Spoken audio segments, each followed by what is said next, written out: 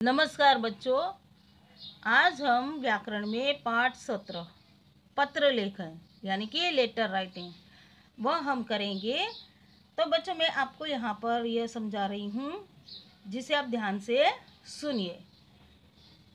पहले के समय में जब ये फ़ोन मोबाइल आदि की जब सुविधा नहीं थी तब लोग जो है वह अपने मित्रों सगे संबंधियों जो उनसे दूर रहते थे उन तक अपना संदेशा जो है वह पत्र के द्वारा पहुंचाते थे, यानी कि पत्र लिखकर वे सारी बातें उसमें बताते थे।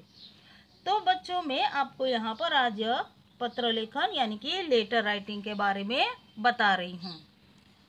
दूर बैठे अपने मित्रों और सगे संबंधियों यानी कि रिलेटिव्स को अपना संदेश पहुंचाने का सरल और आसान साधन पत्र है। पत्र संदेश पहुंचाने का सबसे सस्ता साधन भी है।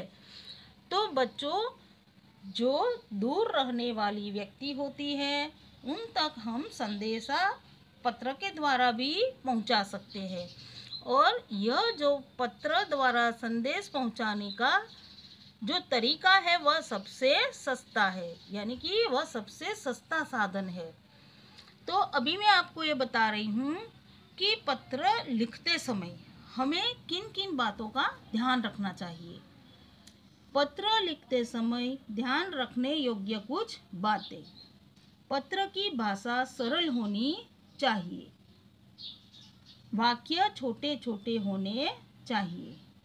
पत्र अधिक लंबा नहीं होना चाहिए। पत्र में लिखी बात स्पष्ट होनी चाहिए। अपना यानी कि सेंडर जो भेजने वाला होता है वह, और पाने वाले यानी कि रिसीवर जो पत्र पाता है, उनका नाम पता सही जगह पर लिखना चाहिए।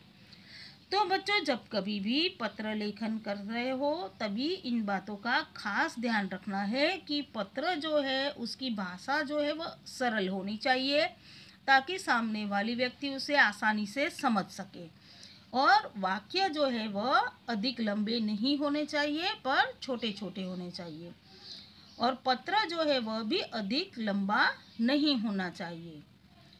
जो पत्र में आप लिख रहे होते हैं वह पत्र में लिखी बात जो होती है वह स्पष्ट होनी चाहिए ताकि सामने वाला उसे पढ़कर आपकी बात को समझ सके, और अपना एड्रेस और जिन्हें आप पत्र भेज रहे हैं उनका जो नाम पता वह सही जगह पर लिखना चाहिए।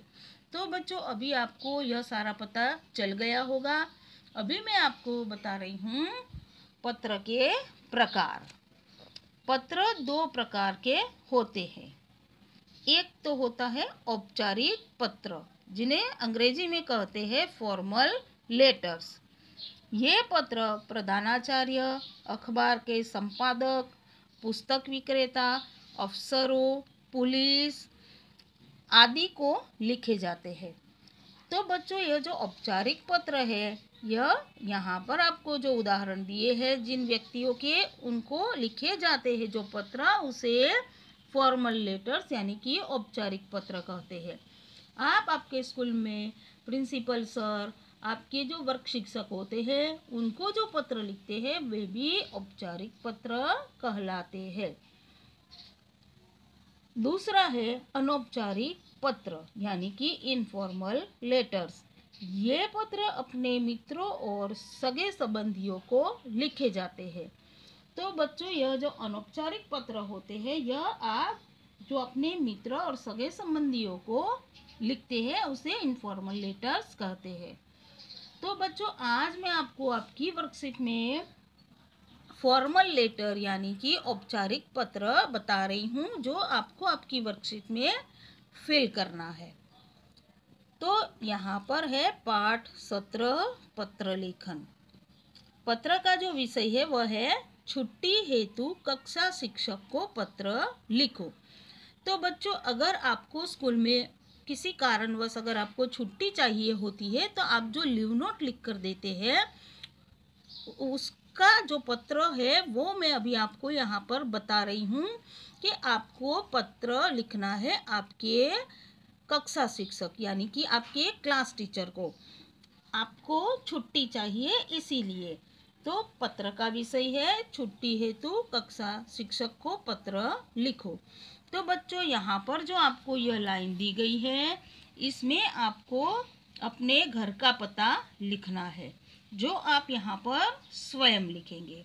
अब आप यहाँ पर देख सकते हैं दी का मतलब होता है, शॉर्ट फॉर्म में लिखा है यह, इसका अर्थ होता है दिनांक यानी कि डेट।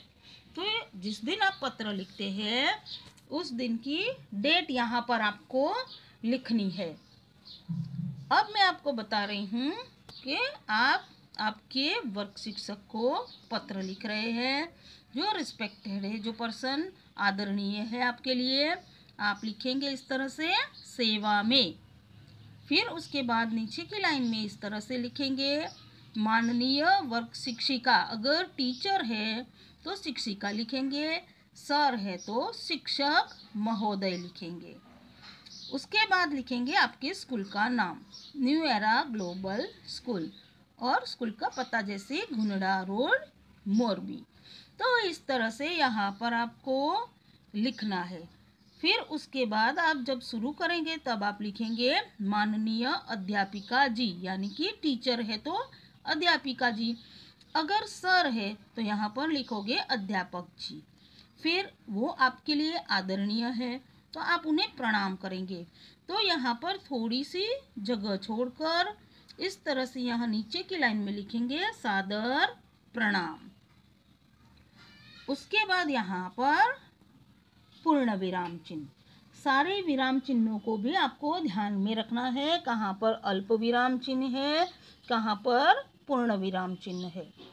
फिर आप यहाँ से थोड़ी सी आगे स्पेस छोड़कर पत्र लिखना शुरू करेंगे, और यह जो पत्र है यह आपको टू द पॉइंट लिखना है, यह पत्र अधिक लंबा भी नहीं होना चाहिए। मैं आपको यहाँ पर बता रही हूँ, नम्र निवेदन है कि मैं 2 दिनों के लिए पिताजी के साथ अपने गांव जा रहा हूँ। अगर लड़की है तो वह लिखेगी जा रही हूँ। मुझे 2 दिन, फिर उसके बाद आप लिखेंगे दिनांक, जिन 2 दिन की आपको छुट्टी लेनी है। जैसे मैंने यहाँ पर लिखा है 19/7/20 और 20/7/20 की छुट्टी देने की कृपा करें। फिर यहाँ पर आप नीचे एक लाइन में लिखेंगे थोड़ी स्पेस छोड़कर, मैं आपका बहुत बहुत आभारी रहूँगा। अगर लड़की है तो लिखेंगी मैं आपकी बहुत बहुत आभारी रहूँगी। फिर आप उनका धन्यवाद करोगे। तो यहाँ पर आप नीचे इस तरह से लिखोगे धन्यवाद। उसके बाद आपको लिखना है आपका आज्ञाकारी शिष्य, और अगर लड़की होगी तो वह लिखेगी आपकी आज्ञाकारिणी शिष्या। फिर नीचे यहाँ पर जो मैंने डॉट डॉट किए हैं इस जगह पर आपको आपका नाम लिखना है, और उसके नीचे यहाँ पर लिखना है कक्षा 3। 3 के बाजू में आप अगर ए सेक्शन में है तो ए लिखेंगे, बी में है तो बी, और सी में है तो सी लिखेंगे। तो बच्चों मैंने आज आपको यह जो पत्र लेखन जो समझाया है यह आपको आपकी टर्म 1 की वर्कशीट में, यहाँ पर वर्कशीट में लिखना है, और अच्छे राइटिंग से आप लिखेंगे। आपका घर का पता आप अच्छी तरह से लिखना सीखेंगे, और जो मैंने यहाँ पर आपको समझाया है वो हर चीज़ का आपको ध्यान रखना है, हर एक चिन्ह का भी आपको ध्यान रखना है, कहाँ पर अल्प विराम चिन्ह है, कहाँ पर पूर्ण विराम चिन्ह है। तो बच्चों अभी आपको यह समझ में आ गया होगा। धन्यवाद।